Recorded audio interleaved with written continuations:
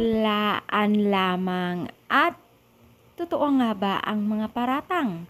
So yan po ang ating pag-uusapan for today's video at kung bago ka pa lang sa aking channel, please subscribe po, like and pakit na rin po natin guys ang notification bell upang ma-update po tayo tuwing ako pinag-upload patungkol sa Team Kalingap, and please support po natin ang buong Team Kalingap, lalo na po kila Kalingap Rap at Kuya Val. Alam niyo ba guys na itong si Rina at Carla ay biglaan din pong nagpakita kung saan po ay magkasama sila at maling-mali po ang mga paratang nila sa kanila at hindi nga po sila nakaiwas din sa mga basher, no?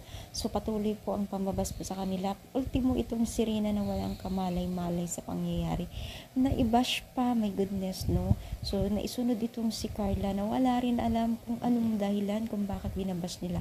So ang sasabi lang natin dyan ay ito yung mga taong walang magawa sa buhay at nagka-focus sila sa mga ibang tao na wala naman ginagawang mga ibang tao sa kanila, pero parang negatibong tao lamang ito. Gustong-gusto lang nilang mandamay kung ano yung mga nagaganap sa buhay nila. Kumbaga, kung malungkot, magagalitin, ay talagang ibinabaling nila sa ibang tao yung kanilang nararamdaman. Para sa ganun, magmukha sila po yung tama, diba?